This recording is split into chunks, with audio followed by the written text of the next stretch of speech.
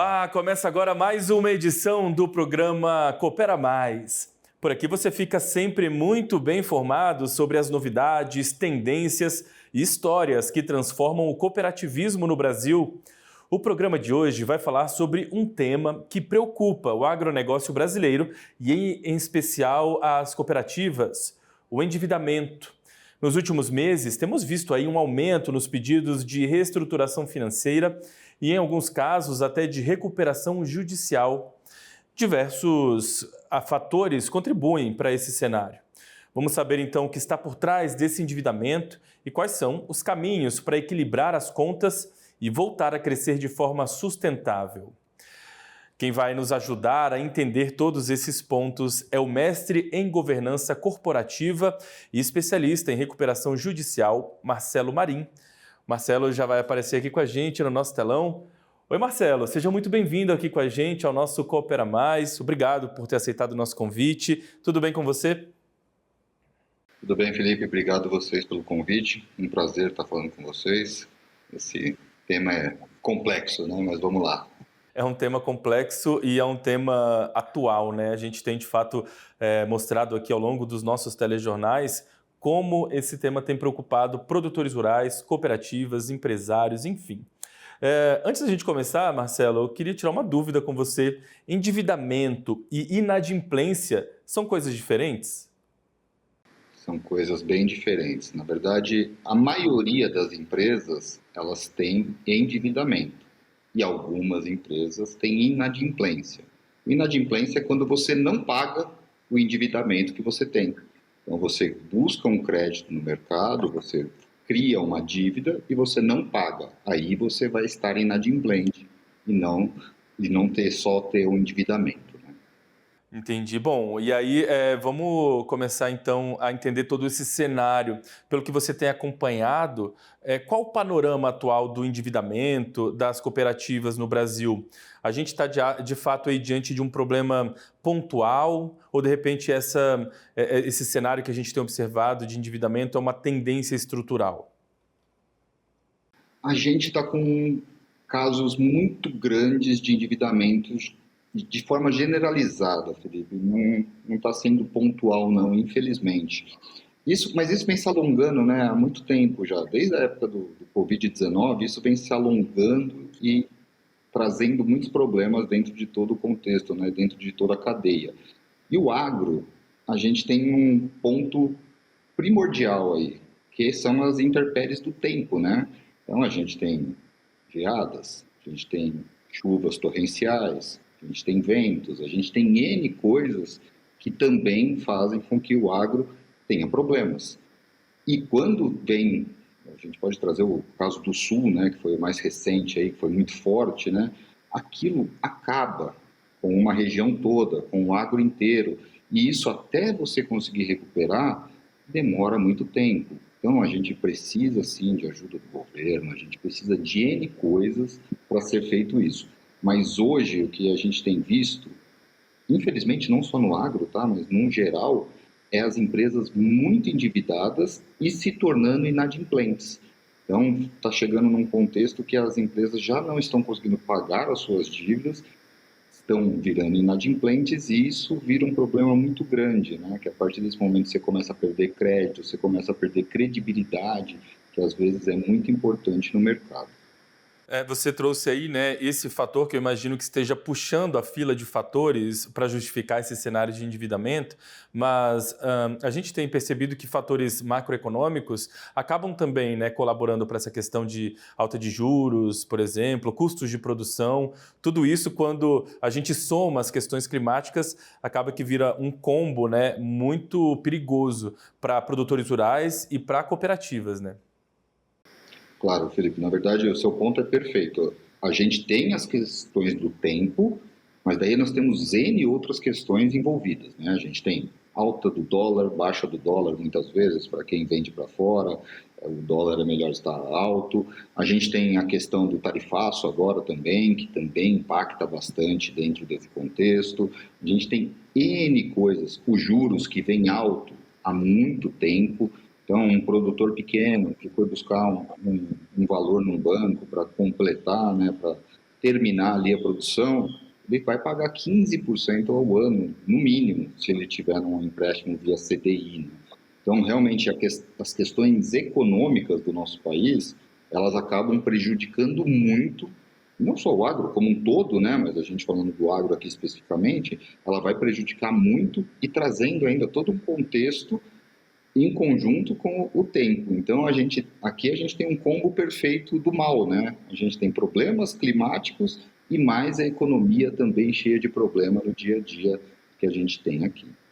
E será que a gente tem um perfil, será que a gente pode dizer que existe um perfil de cooperativa mais vulnerável ao endividamento? Por exemplo, as cooperativas menores ou as que atuam em determinados setores ou em determinadas regiões.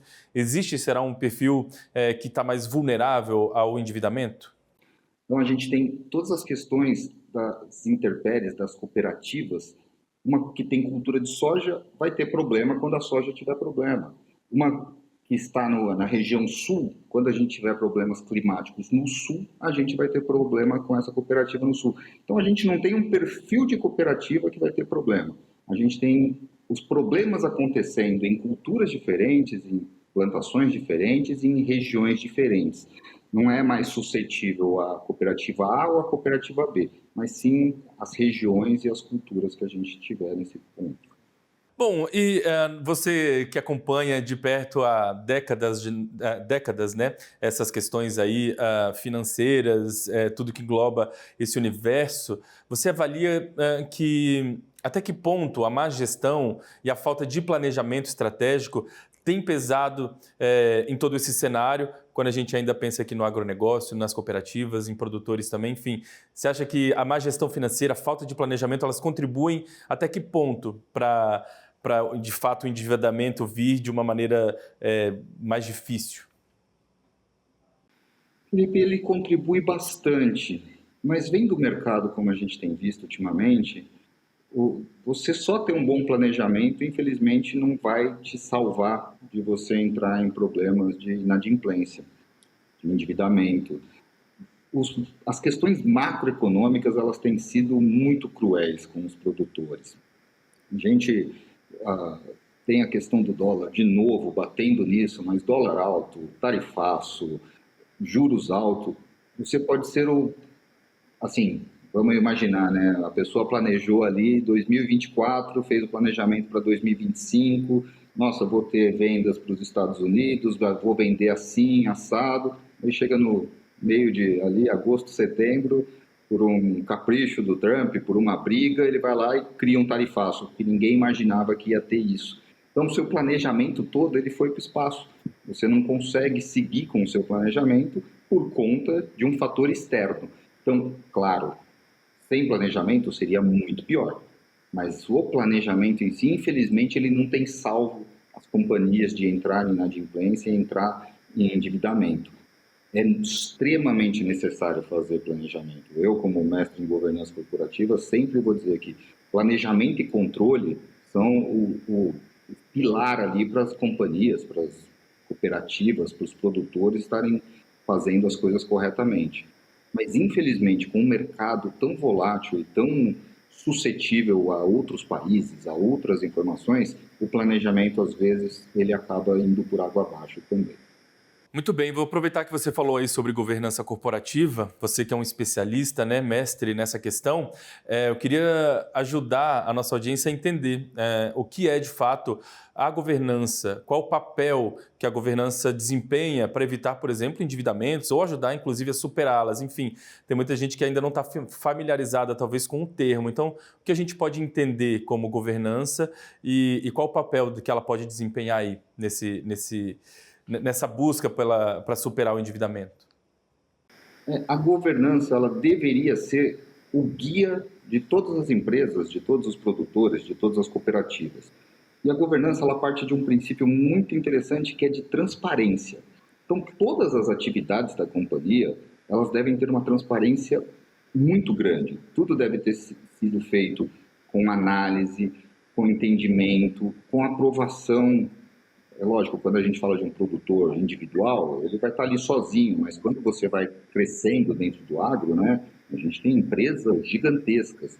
Você precisa ter um conselho de administração, você precisa ter, abaixo disso, uma diretoria que vai responder para esse conselho vai fazer o planejamento estratégico.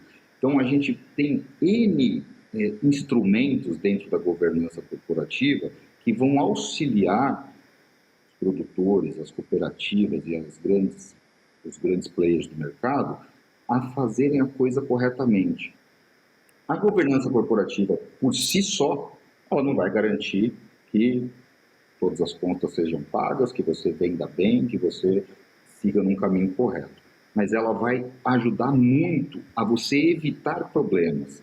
Porque você não vai ter assim, não seria como se fosse um autoritário ali que toma decisão sozinho, né? Você vai ter realmente uma democracia ali, onde o conselho de administração, os diretores, todo mundo vai tomar uma decisão em conjunto, vai analisar antes de tomar essa decisão para que as coisas sejam alinhadas e feitas de uma maneira correta. Então, a governança corporativa ela deve ser a guardiã das informações e das decisões dentro da empresa. E, na sua avaliação, quais são os erros mais comuns na gestão financeira das cooperativas que acabam levando a esse tipo de desequilíbrio?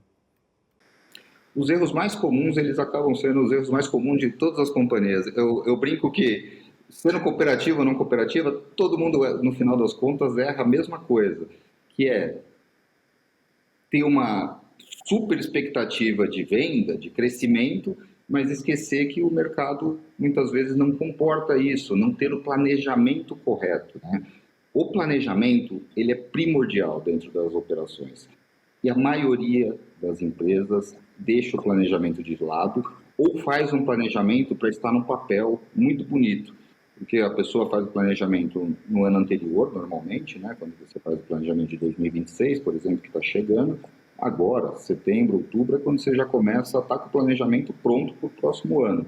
Daí você coloca que você vai ter um crescimento de 20%, o dólar vai estar 4%, a CDI, a Selic vai bater 12%, com números que não existem. Então, assim, o planejamento ele tem que ser real.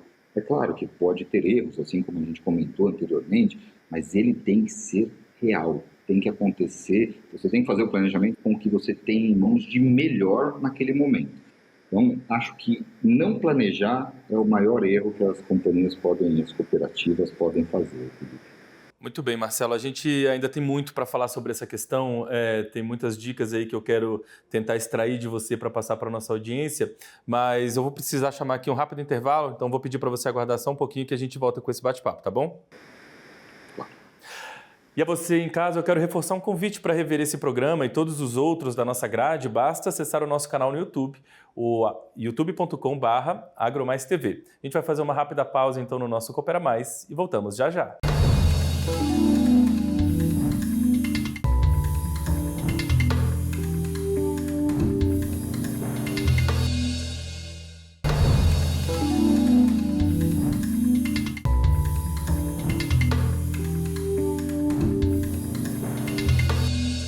Estamos de volta com o nosso programa Coopera Mais. Sejam todos muito bem-vindos de volta. Hoje a gente falando aí sobre um cenário preocupante no setor, que é o endividamento de produtores rurais e também de cooperativas. A gente está tentando aqui entender todo esse cenário e buscar algumas soluções para mitigar os impactos, né, desse endividamento e da inadimplência também. Esse nosso bate-papo hoje é com o especialista, mestre em governança, que está aqui conectado já com a gente, o Marcelo Marim. Marcelo, a gente estava ali conversando no primeiro bloco, né, trazendo todo esse cenário, contextualizando para a nossa audiência. Agora, você falou ali sobre alguns conceitos de governança e ficou uma questão comigo aqui, que eu fiquei pensando, que é sobre essa necessidade, essa importância de se fazer uma comunicação e uma transparência eficiente com os cooperados em momentos de crise financeira, né? Tem um caso concreto que eu trago aqui, não vou citar a cooperativa, mas tem uma cooperativa lá no Rio Grande do Sul, por exemplo, que ela está num momento muito difícil. Só que ao mesmo tempo ela está com muitos investimentos de diversos cooperados e que agora eles não conseguem acessar esse dinheiro. O pessoal precisa cumprir com algumas questões, honrar com compromissos e não consegue retirar o dinheiro que estava investido na cooperativa, porque a cooperativa não está num bom momento das finanças, né? Só que, ao mesmo tempo, ela não consegue trazer a transparência e a comunicação necessária para os cooperados. E isso acaba gerando um conflito muito grande entre cooperados e cooperativa, e esse é um cenário que não deve acontecer, né? Com certeza não deve acontecer. A gente vê muito isso também, Felipe, em bancos, né? Eu sempre brinco que, às vezes, quando sai alguma notícia, né, algum boato de que o banco X está com um problema de cumprir o que ele precisa fazer, cumprir os pagamentos, né, cumprir os saques que as pessoas querem fazer. Esse é o primeiro passo para um banco quebrar. Na hora que sai esse boato, se você é correntista, a primeira coisa que você vai fazer é falar, vou lá sacar meu dinheiro. Eu não vou deixar meu dinheiro lá perdido porque eu tenho um problema nesse local, eu posso perder meu dinheiro. E a partir do momento que todo mundo vai atrás para sacar o seu dinheiro, pode ser que a gente leve o banco a quebrar. Em cooperativa, a mesma coisa. Cooperativa, ela é um guardião, né, dos interesses dos cooperados. Então, ela não pode não ter transparência com esses cooperados, que a partir do momento que ela começa a não ter essa transparência, você vai perder a confiança, você vai perder a credibilidade. E pode sim ter uma corrida essa cooperativa para tentar tirar o que você tem lá, para tentar fazer isso, e isso pode levar a um problema gigantesco, até problemas jurídicos, problemas até de quebrar uma cooperativa por conta disso. Então tem que se analisar muito bem. E a questão de transparência não é uma questão de análise, ela tem que existir. Eu brinco que transparência é igual ética. Não dá para você ser um pouco ético ou muito ético. Você tem que ser ético todo o tempo. E a transparência também, você tem que ter ela a todo tempo. Bom, Marcelo, pensando aí nas alternativas que existem para uma cooperativa, para um empresário adotar antes de chegar a solicitar uma recuperação judicial, quais são as alternativas extrajudiciais ou mecanismos internos de reestruturação que podem ser tentados, pelo menos antes de chegar à famosa recuperação judicial? A gente pode ter vários mecanismos. O primeiro dele é tentar renegociar a dívida, né? Você tem dívidas com bancos, com fornecedores, você tentar chamar eles para renegociar essa dívida. O vencimento é daqui a 2, 3 meses, tentar estender isso sem os juros ali, tentar diminuir as taxas de juros que você tem com os bancos. Então, esse é o primeiro passo. É claro que muitas vezes isso pode ser que não seja tão efetivo. Então, pode ser interessante você ter um segundo passo, que é evitar, que é segurar alguns pagamentos. Por mais que seja uma coisa ruim, você ficar inadimplente, você vai mostrar mais ainda que você realmente não está conseguindo honrar com aqueles pontos, né? E isso pode trazer ainda mais para a mesa de negociação os fornecedores e os bancos. Então, esses dois passos são iniciais e eles não precisam de uma questão judicial para ser feita. E tem os passos que são até anteriores, tá, Felipe? Que é cortar custo, analisar toda a cadeia produtiva, ver o que você consegue cortar, questões de, se estamos falando de uma empresa grande do agro, questões de, às vezes as pessoas estão obsoletas ali, estão só por conta que precisam estar, cortar contratos grandes que não tem necessidade. E aí o pessoal vai falar assim, não, tudo que tem aqui na minha companhia eu tenho necessidade. Tudo que tem aqui no meu negócio eu tenho necessidade. É a falácia de todo mundo, mas não é o que acontece. Isso precisa ser analisado, muito bem analisado. Depois a gente entra com os dois passos que eu falei, de chamar para uma negociação e, se por um acaso não conseguir andar muito, até estar inadimplente para negociar mais fácil isso. E é importante que a cooperativa ela busque algum tipo de apoio técnico, consultoria, tudo isso, né, para poder buscar uma saída nessas situações, né? Em que momento seria o ideal e que tipo de ajuda seria mais indicada para as cooperativas? De fato, uma consultoria, ou um apoio jurídico, ou tudo tem um espaço dentro desse momento? Eu acho que no primeiro momento, quando ainda não se fala de recuperação judicial, ela precisa somente de uma consultoria, de alguém que entenda desse processo de renegociação com bancos, com fornecedores, que ajude, né, a cooperativa a fazer isso. Porque a gente sabe fazer o nosso dia a dia ali, né? A cooperativa sabe fazer o que ela tem que fazer. Quando sai desse cenário, você precisa de uma ajuda externa, isso é fato. Se for para um caminho de recuperação judicial, daí sim você vai precisar, além de uma consultoria, você vai precisar de uma ajuda jurídica para preparar todo um plano de recuperação judicial, para aprovar isso numa Assembleia Geral de Credores, estar com isso dentro do judiciário, discutindo com juízes. Então, tudo tem o seu tempo. Acho que o primeiro ponto que a gente tem que discutir e analisar é uma consultoria para ajudar nessa renegociação, nessa estruturação de custos, estruturação de despesas, aumento de receitas, verificar se tem algum item que pode ser vendido e trazer dinheiro para a cooperativa. Então, tem N coisas que podem ser feitas com uma consultoria antes de entrar uma parte jurídica. O governo federal ele anunciou recentemente a liberação de 12 bilhões de reais em crédito para ajudar, né, produtores rurais, endividados, também cooperativas. Você avalia que esse recurso ele deve ser buscado pelas cooperativas como uma alternativa de fato? Ou é preciso também fazer que a cooperativa avalie todas as questões antes de buscar um novo crédito, um novo empréstimo como esse disponibilizado pelo governo nesse montante de 12 bilhões de reais? Esse montante que o governo disponibilizou agora, ele é espetacular, é uma coisa muito boa realmente. O principal motivo da liberação desse valor é por conta dos vários fatores climáticos aí que a gente vem tendo ao longo dos últimos anos, né? Então o governo disponibilizou esse valor. Mas pegando o gancho até da sua pergunta, para incluir na minha resposta, se as cooperativas não mudarem a cabeça e só forem buscar o dinheiro sem planejamento, sem um controle, sem uma estrutura, isso vai continuar sendo um círculo vicioso aí, né? Isso não vai mudar. Você vai pegar o dinheiro, vai pagar a dívida e daqui a pouco está endividado de novo. Então precisa sim ser feito toda uma análise, toda uma estrutura antes. O dinheiro, ele é espetacular e ele vai ajudar muito.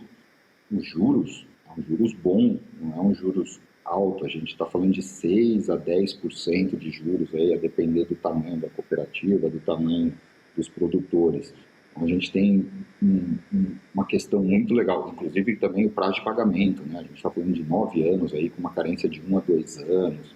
Então, a gente tem uma estrutura muito legal nesse empréstimo, mas para ser feito ele, a gente tem que ter todo um conceito por trás de melhoria de estrutura das cooperativas. E as cooperativas, elas são fundamentais para buscar esse dinheiro, viu, Felipe? Porque tem uma burocracia para você buscar dinheiro do governo, né? E as cooperativas podem auxiliar nisso, a transpor essa burocracia para buscar dinheiro para os cooperados. Então, elas têm um papel muito importante nisso, tá? E esses montantes, esses créditos são disponibilizados, mas as políticas públicas também poderiam, de alguma maneira, tornar o sistema um pouco mais sustentável, né? Para as cooperativas se tornarem menos dependentes e produtores, enfim, menos dependentes de socorros emergenciais, né? Então, falta também, talvez, um pouco mais de cuidado, um olhar mais direcionado para tornar todo o sistema um pouco mais sustentável, né? Não, sem dúvida. No nosso país, infelizmente, né, Felipe, a gente acaba normalmente apagando incêndio, né? A gente não trabalha na raiz do problema, né? A gente trabalha quando o problema extrapola, né? Então, concordo plenamente com você que as políticas públicas para cooperativas, para os produtores, deveriam ser muito melhor feitas, deveriam ter uma atenção muito maior nisso, né? Mas isso daí a gente vai entrar, né, numa seara, né, Felipe, que as pessoas têm que olhar sempre em quem estão votando, buscar candidatos que estejam preocupados realmente em fazer melhorias para o agro ou para onde a pessoa achar que deve ter melhorias, mas analisar os candidatos, né? A gente sempre tem um problema muito grande que chega a época de eleição que está chegando, né, ano que vem, aí aparece muito ex não sei o que, ex não sei o que lá, que você sabe que a pessoa não tem uma estrutura política ali, não tem um conhecimento grande, só que acaba angariando muito voto, porque é uma pessoa conhecida, né? Tá nas redes sociais aí, e não é esse o ponto, a gente precisa ter pessoas comprometidas com o nosso país, comprometidas com o agro, comprometidas com a indústria, comprometidas com todas as questões para realmente ter políticas públicas e ter uma melhora grande da nossa situação macro e microeconômica. Marcelo, por fim, a gente tem aqui mais um minutinho. Eu queria deixar esse espaço para você dar um conselho, então, para quem está nos assistindo, para os gestores de cooperativas, também para os próprios cooperados que estão preocupados com a sustentabilidade econômica do seu negócio. Que dica você daria para esse pessoal aí que está preocupado? A minha dica vai ser sempre planeje. Planeje sempre o que você precisa fazer. E corte custos. Isso sempre assusta as pessoas, né? Porque você fala, pô, corte custos, mas minha empresa está redondinha, minha produção está redondinha. Sempre tem algum custo perdido ali, algum custo oculto que você consegue cortar e que não vai te fazer problema na sua produção. Então, sempre analise muito bem a operação do começo ao fim, via planejamento e via controle. Então, essa é a dica que eu sempre deixo para as pessoas. Muito bem, Marcelo. Eu quero agradecer demais a gentileza de ter conversado com a gente de uma maneira tão didática sobre um assunto tão complexo e tão importante aqui para o nosso setor, né? Muito obrigado mais uma vez pela participação. Saiba que o canal está aberto para esse diálogo, então muito em breve a gente volta a conversar sobre novos assuntos. Espero que em cenários também melhores aí, com um cenário de economia mais saudável para esse nosso segmento aí das cooperativas, viu? Muito obrigado. Obrigado, Felipe. Estou sempre à disposição de você. Valeu. E a você que está em casa, muito obrigado pelo carinho da audiência, pela companhia com a gente até aqui. A gente se encontra ao longo da programação em novas oportunidades. Até a próxima. Tchau.